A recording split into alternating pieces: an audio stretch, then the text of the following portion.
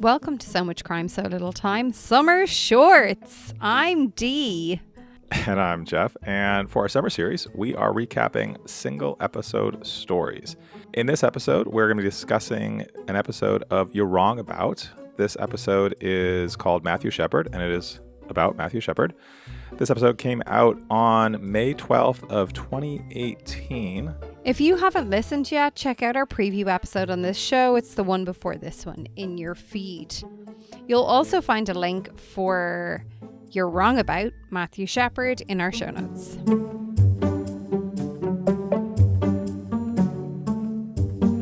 All right, Dee, we both listened to this episode of You're Wrong About. Had you listened to the show before? No, I hadn't listened to the show before. It wasn't as serious as I thought it was going to be. I thought it would be more serious. I don't know. Again, I hadn't listened before. I didn't expect the kind of jovial chats and nature that went through it. And I do think they balanced it well. But that just wasn't what I was expecting of this show. I think I said this in the preview, but I didn't know much about this case. That was my next question. Yeah. For me, a lot of the first listen to this was trying to pick up bits. I remembered we had spoken a little bit about it, and I feel like I had read a little bit about this before, but you know, I had this image which what were the two presenters' names, Jeff? It is Sarah Marshall and Michael Hobbes. So I think one of the notes that I thought it was Sarah that made, but I could be wrong on that, was that when Matthew was found, the person who found him actually thought it was a scarecrow or a Halloween costume or whatever from the way his body was left. And that was the image that I had in my head before going into this, that it was some sort of like display, like a murder with a display, if that makes sense. That's kind of, and I knew that there was like, the story went that there was like this homophobic element to the murder. That was basically as much as I knew. So for me, I felt like I was trying to pick up a lot about like the actual crime. The first time around, I did listen to this twice because I wanted to hear back. Like, did I miss the parts that they were talking about, because they're not laying out the context? It's kind of like when you and I discuss the recap, if someone hasn't listened to the actual podcast itself, like, we can't handhold the whole way through. It just doesn't work like that. In this episode, I was partially trying to like make sure I understood the crime as a whole, as well as trying to pick up the nuances and the conversation and what they were trying to get at.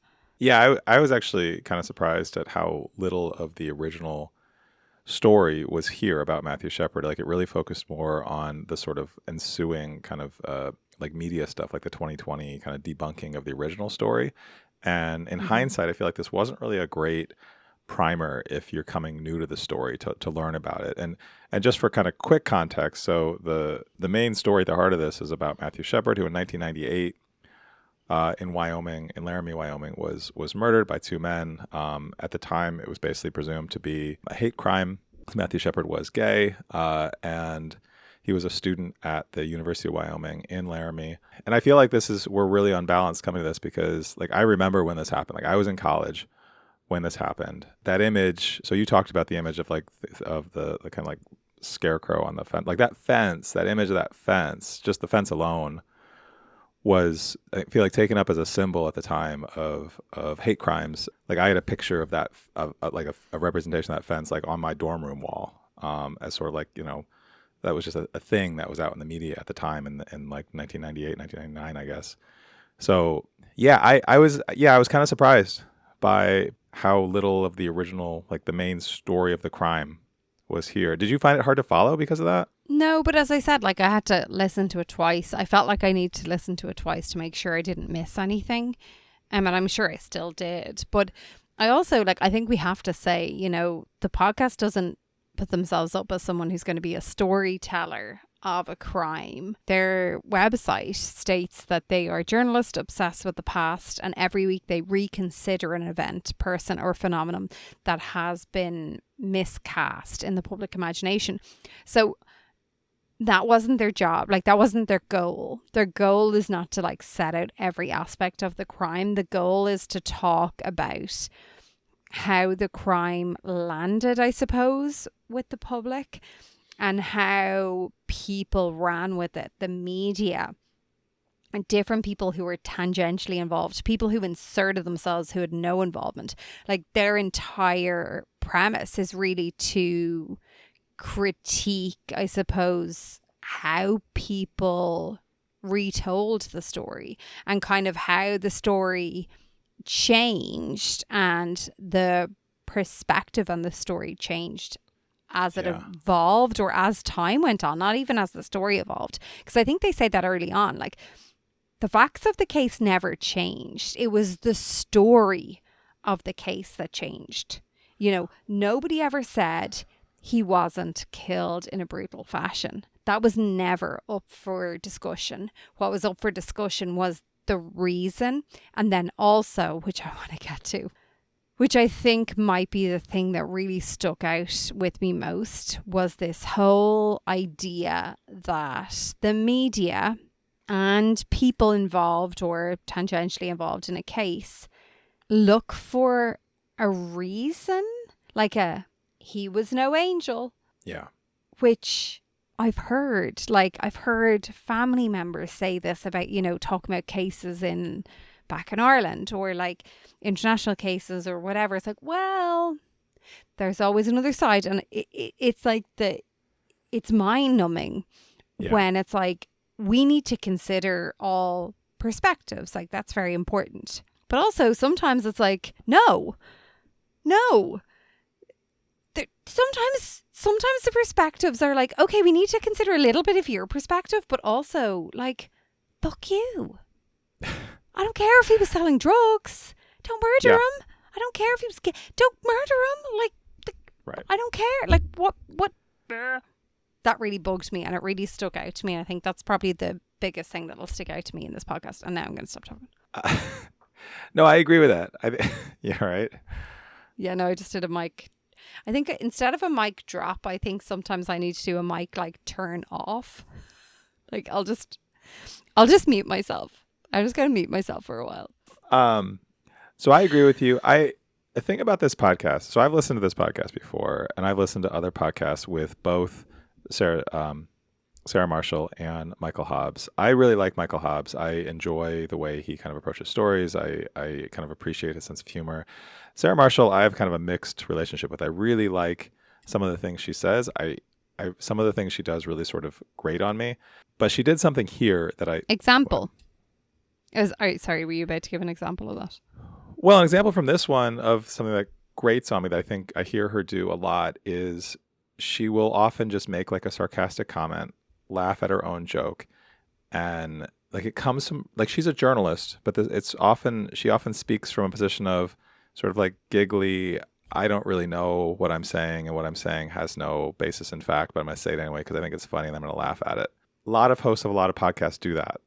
I don't like that. But what I wanted to say, a specific example? Because I don't know that I noticed this. She did that in this one, and I didn't write it down. But what I did write down was something that she did that I liked, that I want to talk about, because she does several things. I appreciate that you documented what you liked and not what you didn't like. I can vibe with that. I did want to challenge you on the didn't like, because I didn't really notice that. But I can't do that because I don't remember it. This was a bias I came to this podcast with. Because like, for example, I've listened to her. She has a movie podcast, You Are Good, and which I enjoy because I like movie podcasts. They don't usually have real crimes in them, and they're a little bit easier to listen to. Sorry, Jeff, what did you do for fun today? I listened to an episode of NPR's Planet Money podcast that I thought was going to be about text scams, because that was what the title was. And it turned out to be about the pig butchering scam, which is out of like Cambodia and that part of Asia. It's essentially like a true crime podcast. So it was a true crime podcast, yeah. Did you stop when you realized it was true crime? To be fair, I was cooking dinner and my hands were covered in olive oil, so I didn't really have the means to stop. But your phone has a voice activation. Like, I feel like your elbows could have done the work. What do you mean, no, Oh, it doesn't? I don't have that turned on. I don't want my phone listening to me all the time more than it already is without my control. Oh my God. I was trying to tell you what I liked about Sarah Marshall Sorry. and something she did in this one. I was forgetting about Sarah Marshall. I'm sorry. She's never heard that before. You've said it. Now we can I move hung on. my head in shame for everyone who can't see. Go on. In this episode, she gave the example of so she was talking about the thing that you were talking about of the way journalists approach stories, and she gave the example of when she was working on a story, or she wanted to do a story about pregnant women in prison, and she had a story about a woman who gave birth in her prison cell, didn't get medical attention, the baby died, and she was basically told, like, you need to find a nice white woman in prison that our readers will relate to, essentially, and how sort of infuriating that is. I thought that was a fantastic example that was highly relevant to the conversation. I thought that was a great contribution. What I was sort of surprised by coming into this episode was I thought Michael Hobbes and Sarah Marshall would have done their own research on this case. They had a special guest, Mike Owens, who was a lawyer but had also studied journalism when he was a college student, had gone to the University of Wyoming himself, so he definitely had like a personal sort of tie to the case, which was he was a great guest for that reason. Wasn't he? Wasn't that so good? The whole I didn't know Laramie in 1998. I knew Laramie in 1999, and that was just such a different place. Like that, that like line or two lines, I was like, wow, like that is, it's wild. Obviously, it shows the impact of this murder on that community.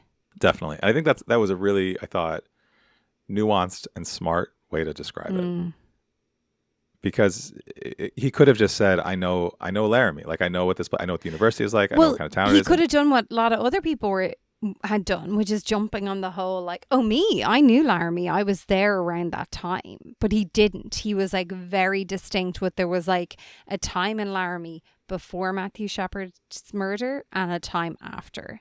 And he was very careful to distinguish those two things, which is kind of in contrast to the people who were, I knew Matthew Shepard is my best friend. His murder, like, upset me so much. Like, it impacted me so much. That whole, like, jumping on a, I don't know, bandwagon? Like a mourning bandwagon. Like, I don't understand. People are weird. Hey, let me ask you something. So we talked about how you kind of came to this case without a ton of knowledge about it. But we didn't really talk about how you feel. So most of this episode was about the controversy kind of that came up a few years later, sprang from the 2020 report. And then there was a book about trying to cast Matthew Shepard in a different light. How do you feel about the way both that was presented in the podcast, but also just that controversy from what you learned from this podcast? It was interesting to hear how the spin went later. It was interesting to connect it to other crimes. There was like a lot of references to a lot of murders that happen in the US when it's like a black person and a white and a police man or woman. Like how, like the connection here and how it's always like, well, they were doing, and the police officer, like there's always this excuse.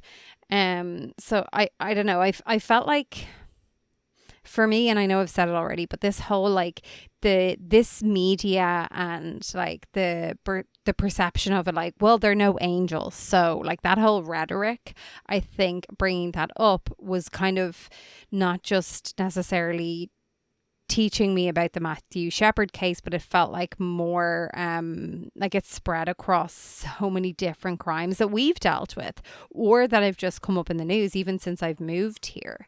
So I feel like that really stuck with me. You know what I'd love to do? I'd love to listen to this podcast again, but going in with a story that I already know about. So I think I'd like to hear about how they deal with a story that I'm already familiar with. So I'm not trying to kind of catch up as I take in, if that makes sense.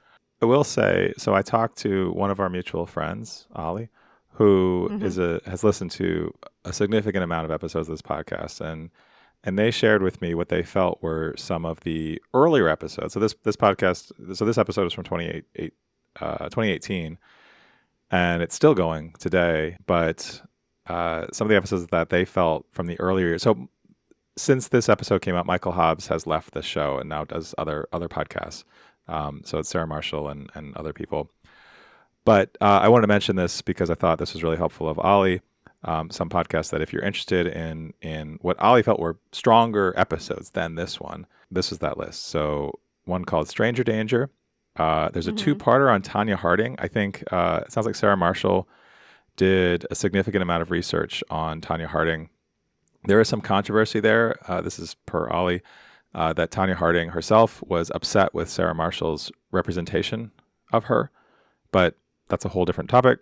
Maybe we cover that later. There's an episode on Amy Fisher. I brought up Amy Fisher in a time machine. You did not know who she was. She was the Long Island Lolita. I don't even remember who she is now. That's all right. There's one on the exploding Ford Pinto. One on Enron. One on Princess Diana. That's a 5-parter. Oh my God. Are you interested in Princess Diana? No. How did you guess? So maybe, that's a 5-parter. Maybe we could do that in the future if we want to come back. And which is one of my other questions that I want to ask you. Yeah. So, and I guess you kind of answered this already. Like, would you listen to more episodes if you're wrong about? I think if we're listening again, I would like to go in with some sort of knowledge on it. Obviously, the whole point of the summer series here is like we bring shows to each other having not spoken about them, which is great. But I think if we were doing this again, this particular series, I would like to choose one together that we both have kind of common ground on. We both have the basics, like all of the facts, and then we come into it being able to see how they delivered the story or how they critiqued things without me trying to scramble to understand all the different components of it. Do you have reviews? I do have some reviews. You are an avid listener too, or you have listened to some of these before. Have you? I don't think you've mentioned, like, in comparison to other episodes that they've dealt with, how did you find this setup? Yeah, it was different than some of the ones I remember. And I listened to this sporadically, kind of on recommendations from friends. In other episodes, one of the hosts is coming, having done a lot of research. And that sort of surprised me here that neither one of them, like, they both were familiar with the case. They knew things about the case, but they didn't seem like they had done a significant amount of research and prep for this episode. So I think that really varies, I think, from episode to episode. So, for example, that Tanya Harding episode, I'm guessing, I haven't listened to that, but I presume Sarah Marshall is leading that one. But in terms of the tone, the vibe, I think that this is a pretty typical episode. The one of the narratives out there, I don't know if you came across this in looking up reviews, there are certainly a lot of people who feel that once Michael Hobbes left the show, it lost something, which, I mean, like, it's like, if this show lost me, like, what would it really be? Would anyone still listen? Probably not. But if it lost me? Yeah, we'd soldier on. Really, though? It would just be like an old white guy. An old American white guy giving out about stuff. I know other Irish women into true crime. You think you're the only one? No, you don't. No, I really don't. You're the only one. Yeah. Like, that's a lie. All right, fine. So a few things that came up. One that was, if people are interested in hearing about Matthew Shepard and a little bit more about the case and him as a person. Apparently there's a really good documentary. I don't know if you've seen it before, Jeff, but it's called Matt Shepard is a Friend of Mine. It's got 100% on Rotten Tomatoes, a 7.6 out of 10 on IMDb. So from what I hear, yeah, apparently it's a really good representation of it. I haven't seen it, but it's on my list now. Some reviews kind of echoed what we said. One of them was, some of them I feel, sometimes I read reviews and I feel like people just don't get the purpose of the podcast. So one of them kind of says, this one frustrated me because I was in high school when it happened, when Matthew Shepard was killed. And I thought they could have done a lot more about who he was, how he lived his life, other than the fact that he lived in the Middle East for a while, was abused sexually, and did drugs and got murdered. And I was like, well, again, that's not really the point. Is the point not to critique how it was discussed and how the kind of, not the story sounds like I'm minimizing the murder. When I say story, I mean like everything around the murder, like the cause and the aftermath, whatever.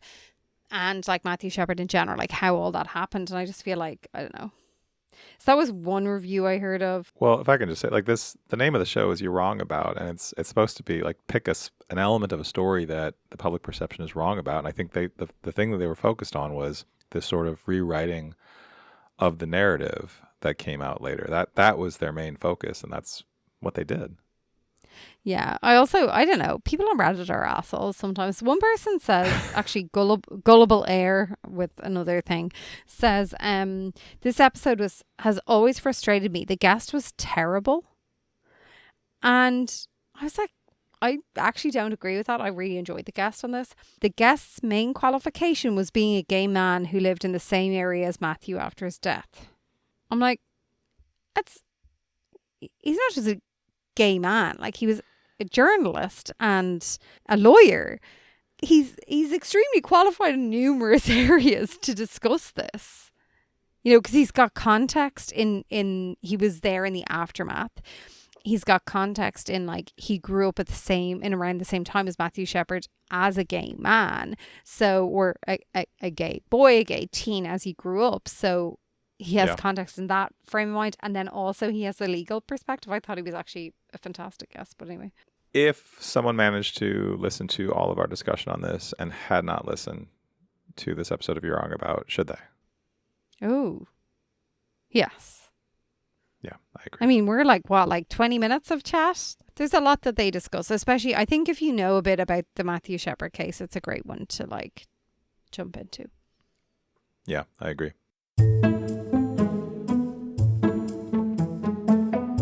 Before we go, if you enjoy our discussions, if you're enjoying our summer short series, why not go and support us on Patreon? It's patreon.com/so-much-crime, so little time.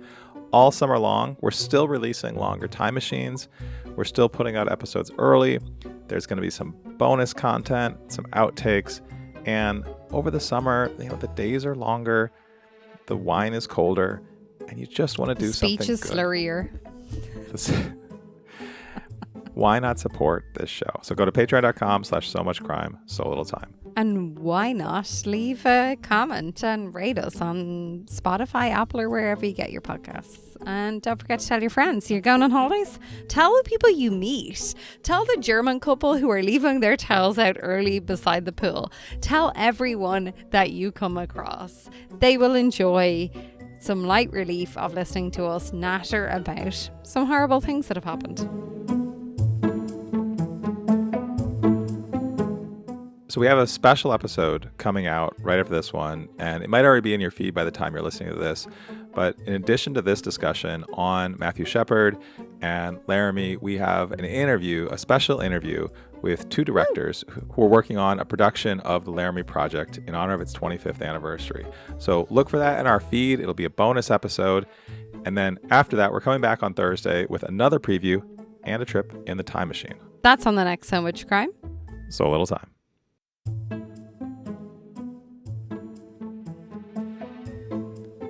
So Much Crime, So Little Time is a production of Mind Glove Media. The executive producer is Paxton Caloriso. Our associate producer is Blythe Ty. Our theme music was composed by Vyacheslav Starostin. If you haven't done it yet, please subscribe to this show on your podcast app. And don't forget to give us a 5-star rating and a review. Even better, tell your friends. To join the discussion, look for us on social media. Check out the show notes for all the links. Thanks for listening.